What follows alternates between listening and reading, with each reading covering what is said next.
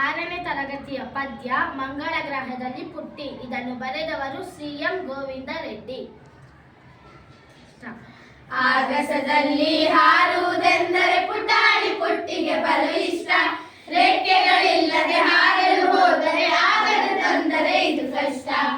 ಆಗಸದಲ್ಲಿ ಹಾರುವುದೆಂದರೆ ಪುಟಾಣಿ ಪುಟ್ಟಿಗೆ ಬಲು ಇಷ್ಟ. ರೆಕ್ಕೆಗಳಿಲ್ಲದೆ ಹಾರಲು ಹೋದರೆ ಆಗದ ತೊಂದರೆ ಇದು ಕಷ್ಟ. ಆಗದ ತೊಂದರೆ ಇದು ಕಷ್ಟ.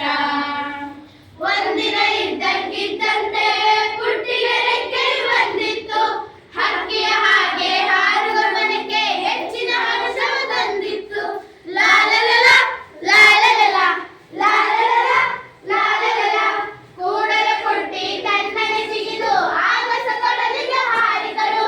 ಹಾರುತ್ತ ತೇಲುತ್ತ ಮುಂದಕ್ಕೆ ಸಾಗಿ ಚಂದ್ರನ ಮಡಿಲನ್ನು ಸೇರಿದಳು. ಚಂದ್ರನ ಮಡಿಲನ್ನು ಸೇರಿದಳು. ಚಂದ್ರನ ಮೇಲೆ ನೆಟ್ಟಗೆ ನಿಂತು ಭೂಮಿಯ ಕಡೆಗೆ ನೋಡಿದಳು. ನೇರಳೆ ಬಣ್ಣದ ಚೆಂಡಿನ ಹಾಗೆ ಕಂಡಿತು ಅವಳಿಗೆ ನಮ್ಮದರೆ. ಲಾಲಲಲ ಲಾಲಲಲ ಲಾಲಲಲ ಲಾಲಲಲ ಚಂದ್ರನ ಬಿಟ್ಟು ಮೇಲಕ್ಕೆ ಹಾರಿ ಸೇರಲು ಮಂಗಳ ರಂಗಳವ. ಕೆಂಪಗೆ ಬಣ ಬಣ ಗುಟ್ಟುತ್ತಲಿತ್ತು. ಕಾಣಲಿಲ್ಲ ಯಾವುದೇ ಜೀವ. ಕಾಣಲಿಲ್ಲ ಯಾವುದೇ ಜೀವ.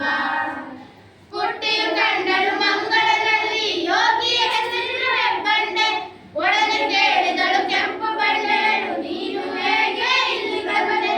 ಲಾಲಲಲ ಲಾಲಲಲ ಲಾಲಲಲ ಲಾಲಲಲ ಬಂಡೆಯ ಕಣ್ಣೀರನ್ನು ಸುರಿಸುತ್ತಾ ಹೇಳಿತು ಪುಟ್ಟಿಯ ನೋವಿನಲ್ಲಿ.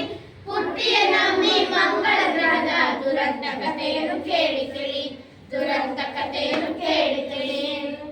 ಮಳೆ ಬೆಳಕಾಡದ ಜೀವೆಯು ಹರಿದು ಬಂದಿತು ನಮಗೆ ಇಂಥ ಸ್ಥಿತಿ.